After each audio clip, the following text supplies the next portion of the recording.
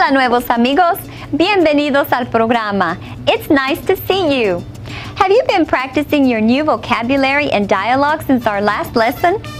You have? Me da mucho gusto. In this lesson of Nuevos Amigos, we will learn many interesting things. We will take a look at the modern Mexican mercados and the great variety of things you can find and buy. We will also look at the history of how the mercados originated. In addition, we will learn about the herbal shops, centros naturistas.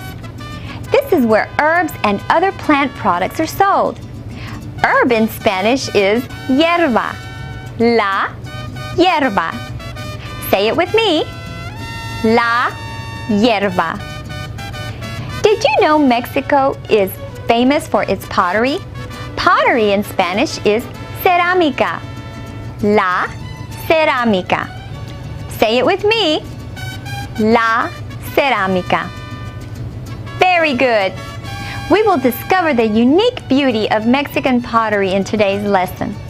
We have a lot of interesting things to do today, so get out your Spanish journals and be ready to write. Saquen sus diarios de español y prepárense para escribir. Let's get started with the verb of the day. El verbo del día es regatear, to bargain, regatear. Let's conjugate our verb regatear, to bargain. Yo regateo, I bargain. Tú regateas, you bargain. Él, ella regatea, he, she bargains. Usted regatea, you bargain formal. Nosotros regateamos, we bargain. Ustedes regatean, you all bargain. Do you know what la pulga means in English, nuevos amigos?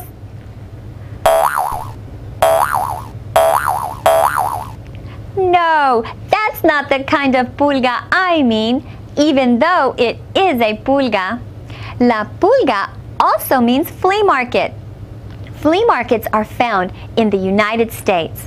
They are similar to los tianguis, found in Mexico, where people can easily pick up their items and go and sell them at another location. You can find many different types of things for sale, including live animals. A mercado, on the other hand, is a bit different from a tianguis because it is a more stable, modern place, sometimes with refrigeration, and people usually stay in one location to sell their items. The owners, who also can be called proprietors, set up their stalls to display the items they want to sell. Proprietor in Spanish is propietario.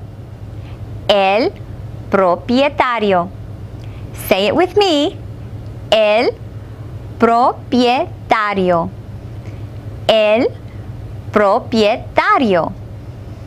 Stall in Spanish is puesto. El puesto. Una vez más.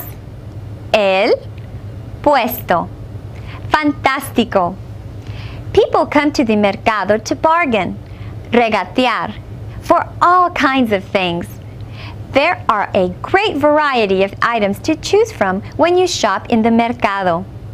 What kinds of things? Things to eat and drink. Cosas para comer y beber. El nopal. Cactus leaf. El nopal. La naranja. Orange. La naranja. El tomate. Tomato. El tomate. La manzanilla. Chamomile. La manzanilla. And there are also household items such as los muebles, furniture. Los muebles. La manta, blanket. La manta. La canasta, basket. La canasta. Y la olla, pot. La olla. How much does the bill cost? El cinturón cuesta 100 pesos. Es demasiado. Vamos a regatear. ¿Aceptarían 80 pesos? 80 pesos me insulta. ¿Aceptarían 90 pesos? 90 pesos? Alright, I'll sell the boat for 9 pesos.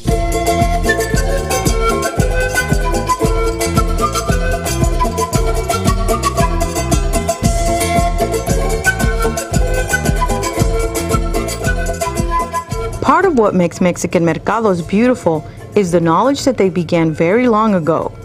For thousands of years, the ancient people ate nuts and berries, gathered roots, and caught small animals for food. Finally, around 2000 BC, some of Mexico's people discovered the advantages of plowing the soil and planting crops. Agriculture required people to stay in one place for long periods of time to take care of the crops. In return, agriculture provided harvests that could be stored through good weather and bad. Farming populations were less dependent on weather and luck in finding food sources throughout the year. When given a choice, some people began to grow corn, while others found satisfaction in making items such as baskets or tools. In any community inhabited by corn growers and basket and tool makers, it occurs to everyone that the food growers can trade their extra food for baskets and tools, and the basket and tool makers can trade their products for food. And so the mercado is born. In today's markets of modern Mexico City, almost anything can be found, from herbs and spices to furniture and pottery to fruits and vegetables. The market functions as a central part of modern Mexican culture and society.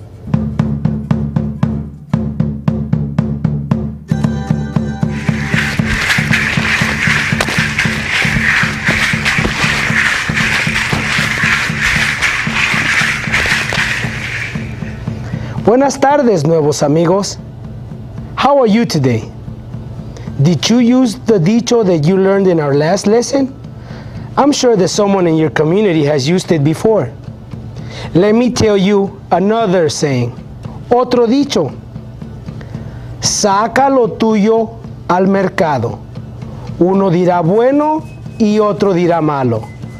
Repitan conmigo. Saca lo tuyo al mercado. Uno dirá bueno y otro dirá malo. Bien. This translates to take your things to the market. One will say good, the other will say bad. A similar saying in English would be, beauty is in the eyes of the beholder. Let's say it one more time in Spanish. Saca lo tuyo al mercado. Uno dirá bueno y otro dirá malo. That's all for today. Hasta luego.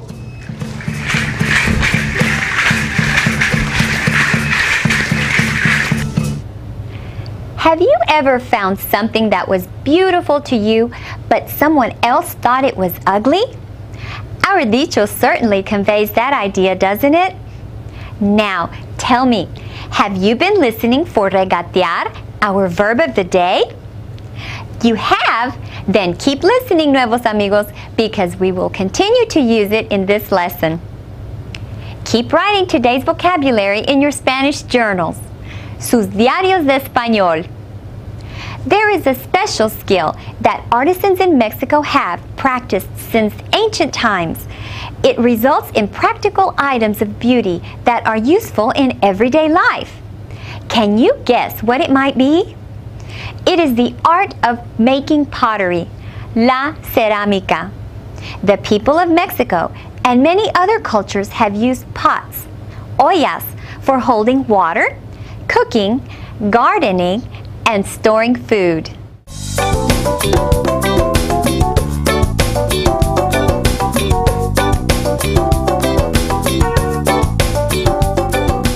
Making pottery, la cerámica, is an art that has existed in Mexico for many centuries.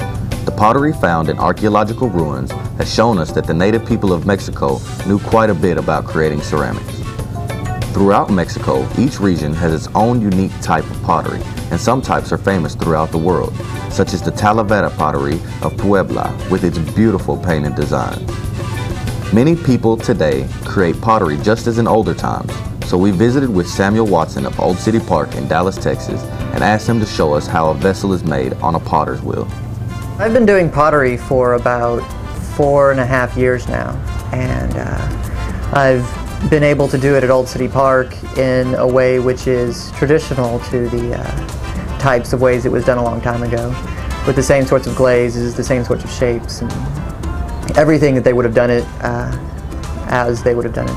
I use a kick wheel, which means that I use my foot to kick it, and it's a very big, heavy stone thing that, because of centrifugal force, it stays at whatever speed that it's going at. In order to make it go faster, I kick it faster, and in order to make it go slower, I just don't kick it.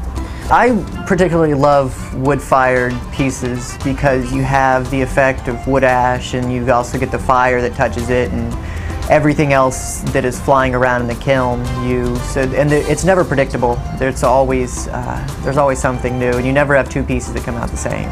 The first step when you make anything is you want it to be centered, and in order to do that, you have to make sure that the wheel is spinning pretty fast. When you're centering, you're pushing the top parts of the clay down, and you're pulling the bottom part of the clay up so that you have one piece of clay that is uniform and easy to control. And after it's centered, then you stick your fingers down the middle, and you want to go pretty much all the way to the bottom. And then for the rest of it, it's real easy. All that you're really doing is just taking the clay and slowly pinching it.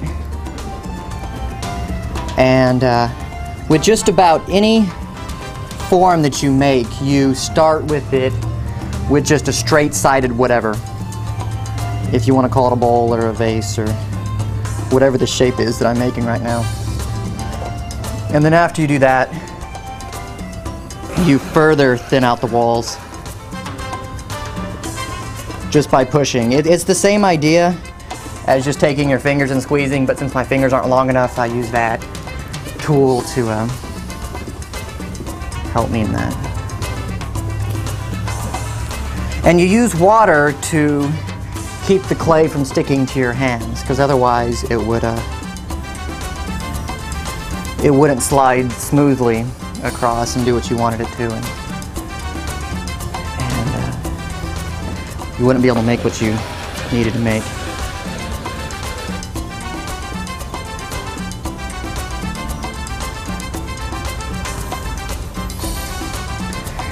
And then once it's thin enough,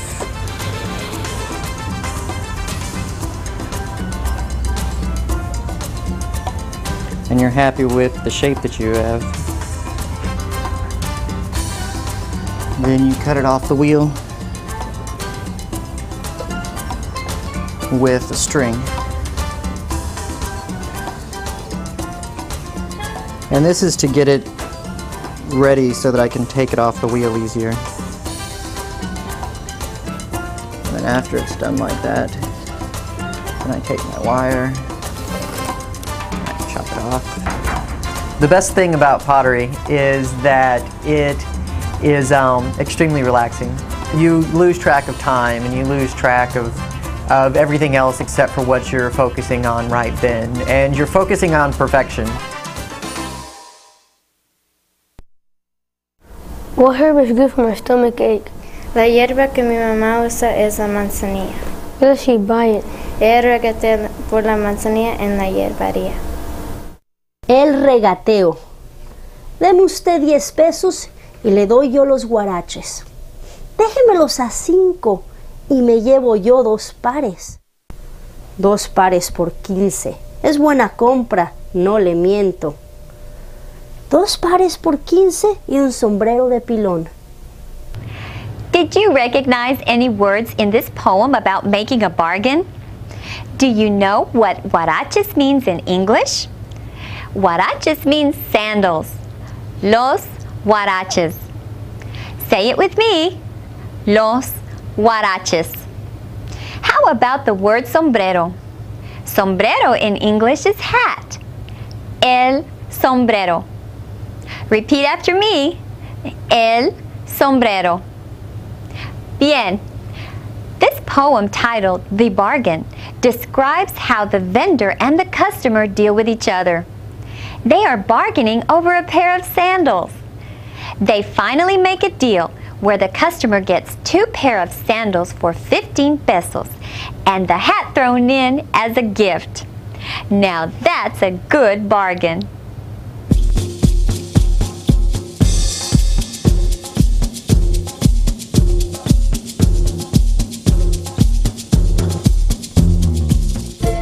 Mexico has a tradition of herbal lore that is very rich indeed.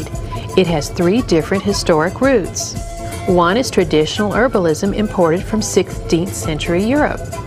The second is the tradition from Andalusia, the Moorish kingdom, whose roots go back to the ancient traditions of Mesopotamia, Palestine, and Egypt. And the third is that tradition that comes from Mesoamerica. It's interesting to note that the Aztecs in Mexico had an herbal collection of some 10,000 separate medicinal plants. It's estimated today that some 3,000 or so species of herbs are used. Today, Mexico has many centros naturistas, or botanicas, which are the herbal shops. These shops also carry oils, soaps, and lotions, which are used for many purposes, including those that have to do with health.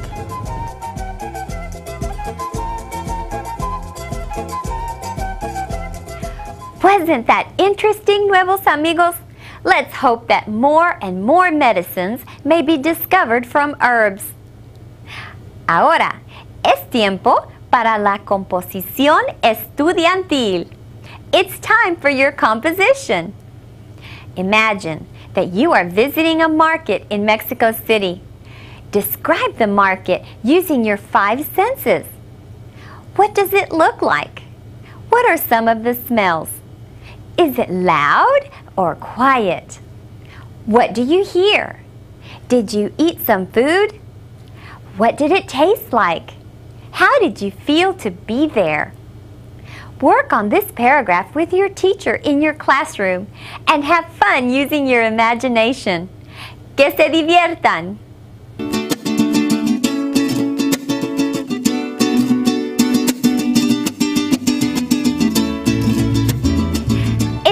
For our review. Let's take a look at all the new things we've learned today, Nuevos Amigos. The verb of the day was regatear. And in our first dialogue, our students used the sentences. El cinturón cuesta 100 pesos. And es demasiado. Vamos a regatear. ¿Aceptaría 80 pesos?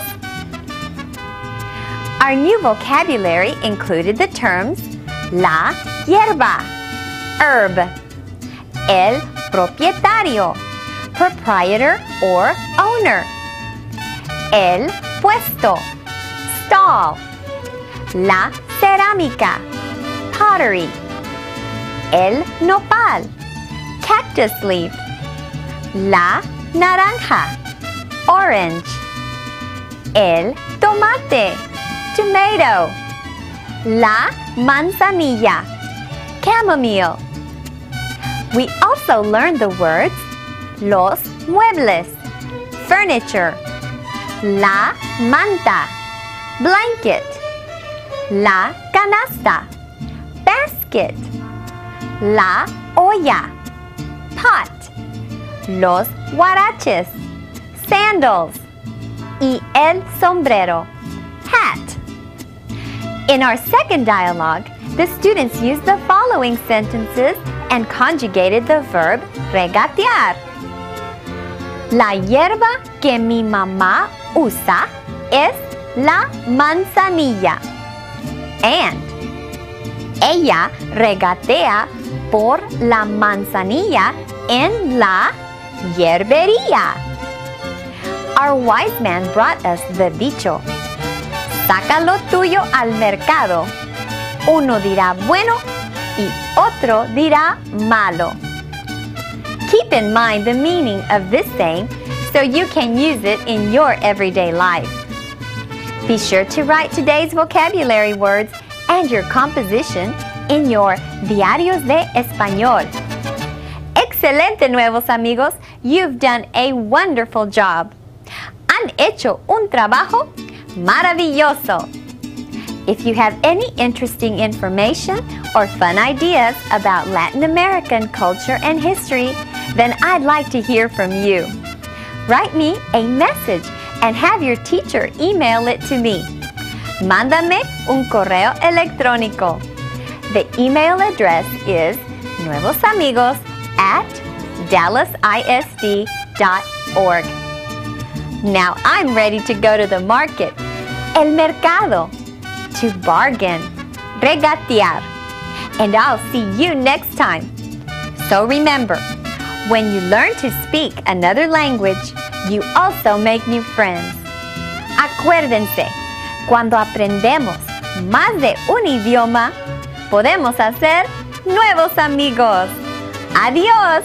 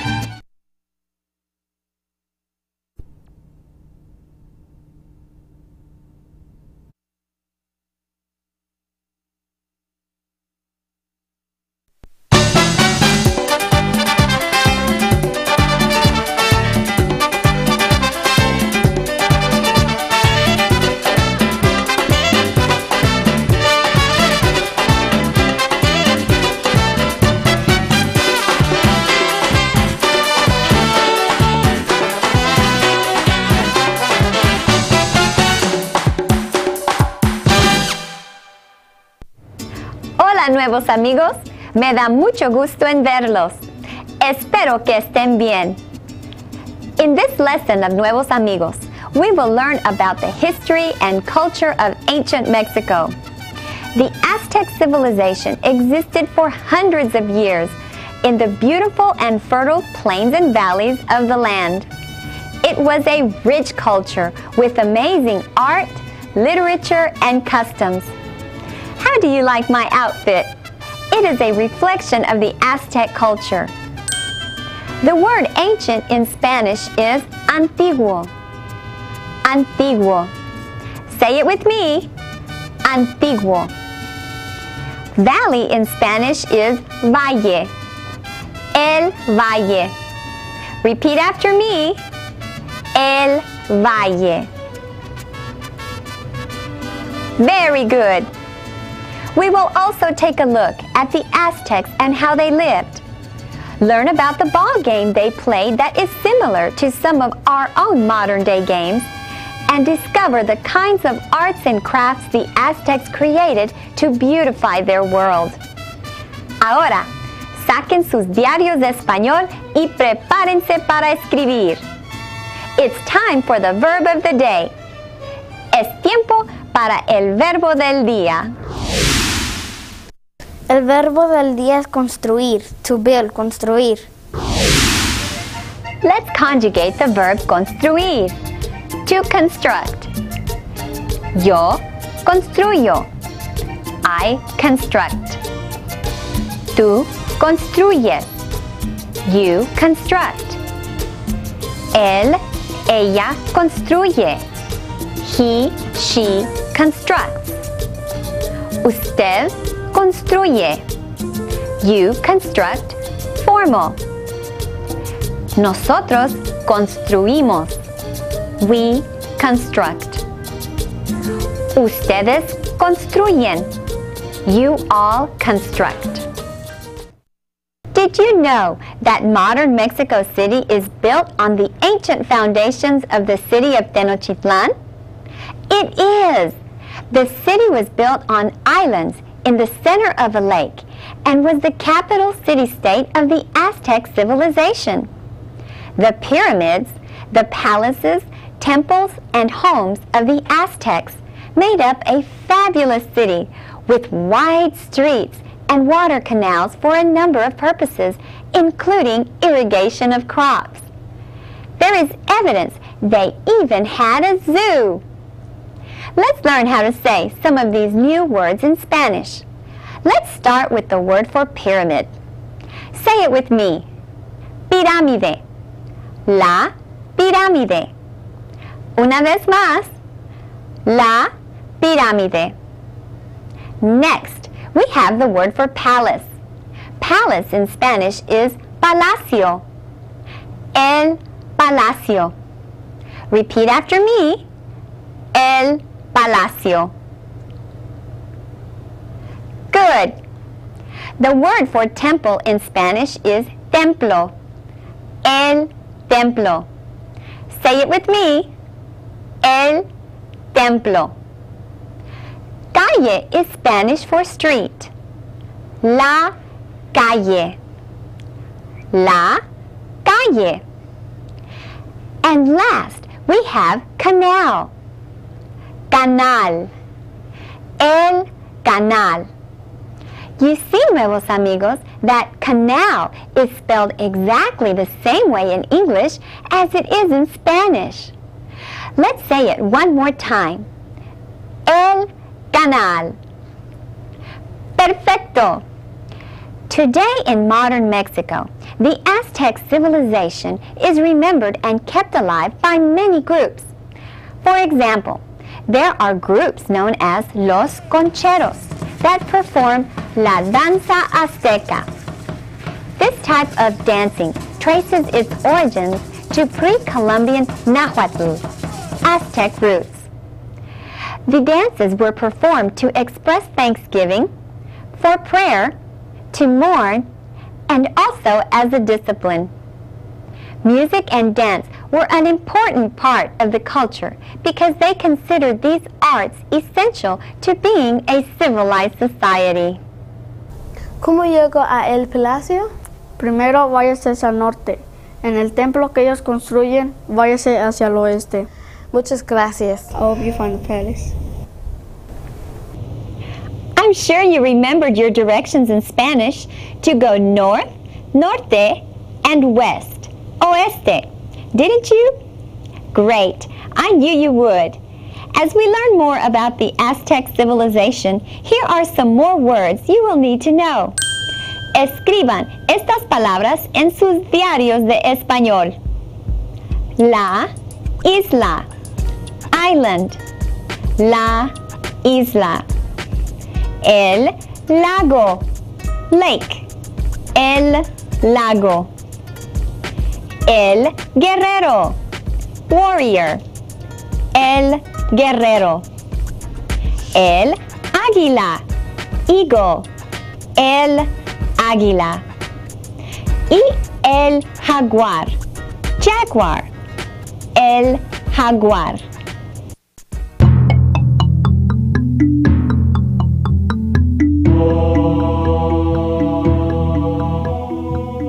The Aztec culture originated in the area of present-day Arizona, New Mexico, Nevada, and Colorado. In the late 12th century, they began a slow migration southward until they reached Mexico. There are ruins of the Aztecs' capital city, Tenochtitlan, in Mexico City. The famous pyramids of the sun and the moon are about 40 miles away from downtown Mexico. We are very, very lucky because we know a lot about the Aztecs thanks to all the things they left, like the pyramids and the codices, and because when the Spaniards came, the children learned Spanish. Some of them went to Spain and became good writers, and they wrote everything that their grandparents and parents and great-grandparents told them about the stories of the past.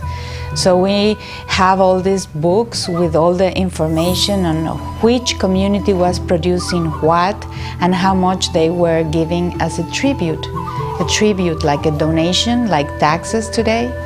Tenochtitlan was the city that the Spaniards found when they arrived in 1519. And what they saw was amazing. They thought it was like Venice in those years. Only Venice had the size of Tenochtitlan. About 200,000 people living there with channels, chinampas, where they cultivated all these wonderful vegetables and corn and beans and squashes, the complex of the Aztecs. They had to control the waters of the lakes. They had to know when was the rain coming and to avoid floods and to prevent droughts and to channel all the water and then cultivate it and combine fishing with agriculture and swimming and training for sports, and to train warriors and priests and people who learn many languages, who had to go far away to transport and exchange products as far as to the Incas and here up here to Arizona. So it was really a very important group in the entire world. In many ways, Tenochtitlan resembled a modern city. One of the most unique aspects of this city were the floating gardens, which were small islands in Lake Texcoco used to grow produce. Some of these gardens still exist in the modern city of Mexico today. You can take a tour through the water channels of Xochimilco.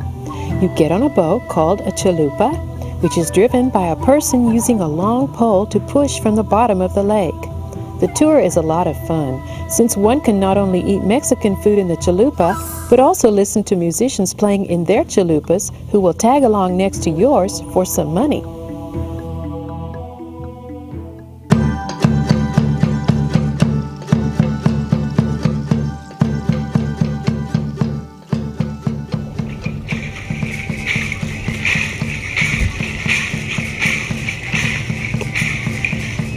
Hola amigos, it's good to see you again.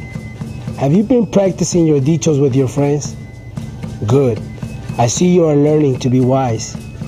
Today's dicho is one that I'm sure you've heard your family used in the past. La pelota está aún en el tejado. Una vez más. La pelota está aún en el tejado. The ball is still on the roof. A similar version of this Spanish dicho can be found in English. The saying goes like this: the game's not over yet. Una vez más en español. La pelota está aún en el tejado. That is all I have for you today, Nuevos Amigos. Nos vemos.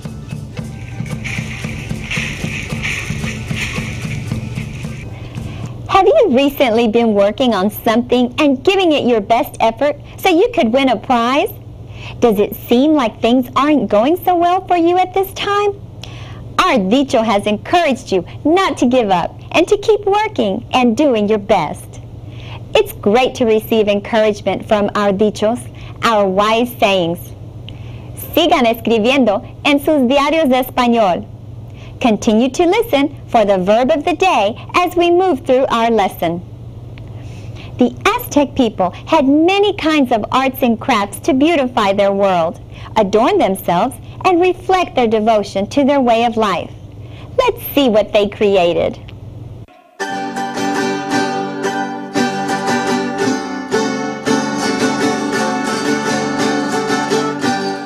The Aztec civilization built a great city. but they also used their skills to create art. We talked about Aztec arts and crafts with Olivia Navarro Farr of Southern Methodist University. She shared some interesting information with us. The Aztecs created art, a lot of which was specifically supposed to be for ritual purposes and symbolic of ideological beliefs. So it wasn't necessarily maybe what we consider today art just for fun or for looking at. It all had a very specific meaning. Animal symbols that would have been important in Aztec art would have reflected again the natural world. So you would have things that were common in the area like snakes, frogs, certain kinds of birds, deer, jaguars, all things like that. The Aztecs used the various materials, raw materials, and a lot of which came from outside the main city, which was Tenochtitlan. And a lot of these, like the greenstone and the shell and the obsidian and all of those materials were brought in. Feathers were brought in from various regions that were quite far away by traders that were specifically employed by the state to go trade and bring back tribute gifts and offerings from other peoples within the empire and outside the empire. And these were all brought in on foot from as far away as the American Southwest and Central America. ¿Qué animal es ese? Ese es el jaguar. ¿Qué animal es ese? Ese es el águila. The jaguar and eagle are beautiful animals. King Netzahualcóyotl de Texcoco. ¿Acaso en verdad se vive en la tierra?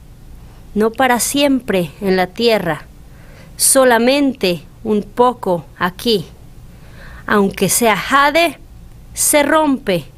Aunque sea oro, se hiende. Y el plumaje de quetzal se quiebra. No para siempre en la tierra, solamente un poco aquí. Wow, Nuevos Amigos, did you know that kings can be poets too?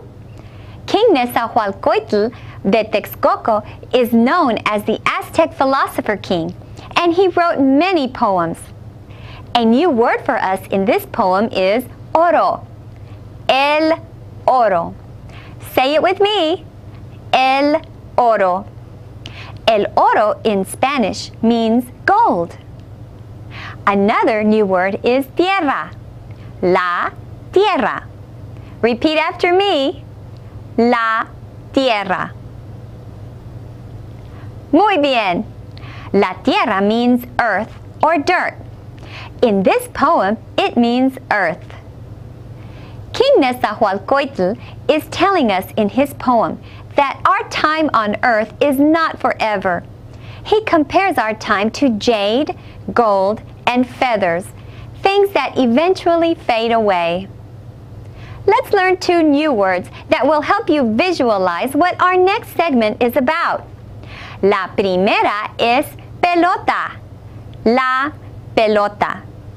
What is la pelota? It's Spanish for ball. Say it with me, Nuevos Amigos. La pelota. Good. Ahora tenemos la palabra cancha. La cancha. Repitan conmigo. La cancha. Muy bien. But what does it mean? I can hear you asking me. La cancha is ball court. I think you'll find the next segment very interesting, Nuevos Amigos.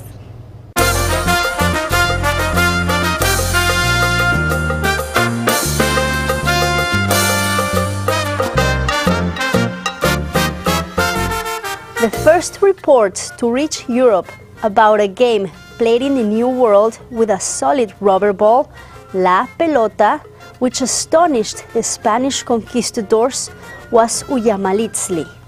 This was the ball game played by the Aztecs and other Nahuatl-speaking peoples in Mexico.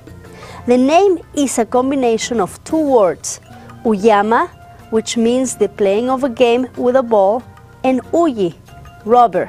The ulama was the juego de pelota, the ball game. Only men played that, and they were very athletic. They were training every day to be like in a league, competing one community with the other, one school with another school, like here among schools. The ball was made of chicle, of like gum, the rubber that comes out of a tree, and they will build it little by little, so it was heavy. And they had to hit the ball with their hips, not with their hands, just with their hips and shoulders or the back. And they had to, like in basketball, they had to put the ball in the center of this stone that was in the center of the field. The game could also be played using the arms and elbows to deflect the ball, with a stick or with a manopla, a hand stone used to bat the ball. What does the description of the game of Uyama remind you of? Soccer? Baseball? Basketball? Maybe a little of each. Well, my friends, ahora es tiempo para la composición estudiantil. It's time for your composition. Draw a Venn diagram comparing Uyama to modern soccer. Use as many Spanish words as you can. Work on this diagram with your teacher in your classroom and have fun using your new vocabulary words. You will need to add today's new vocabulary to your Spanish journals. Use sentence constructions from our conversation exercises to write sentences in your journals and start creating original sentences from our previous and new vocabulary words. I know you can do it, Nuevos Amigos.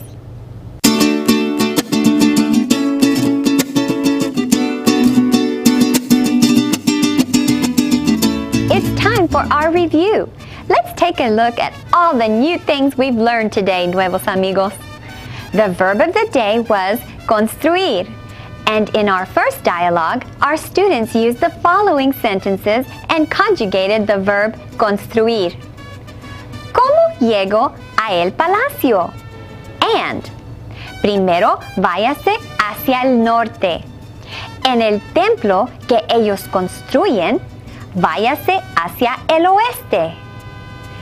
Our new vocabulary included the terms antiguo, ancient, el valle, valley, la pirámide, pyramid, el palacio, palace, el templo, temple, la calle, street, el canal, canal. We also learned the words la isla, island, el lago, lake, el guerrero, war, el águila, eagle, el jaguar, jaguar, el oro, gold, la tierra, earth, la pelota, ball, la cancha, ball court. In our second dialogue, the students used the following sentences. ¿Qué animal es ese? And ese es el jaguar. Our wise man brought us the dicho. La pelota está aún en el tejado. Don't forget to use your dichos in your everyday life. Be sure to write today's vocabulary words and your composition in your Diarios de Español. Excelente, Nuevos Amigos. You've done a wonderful job. Han hecho un trabajo estupendo. If you have any interesting information or fun ideas about Latin American culture and history, then I'd like to hear from you. Write me a message and have your teacher email it to me. Mándame un correo electrónico. The email address is nuevosamigos@www.diariosdeespañol.com. dallasisd.org. Remember, when you learn to speak another language, you also make new friends. Acuérdense, cuando aprendemos más de un idioma, podemos hacer nuevos amigos. Adiós.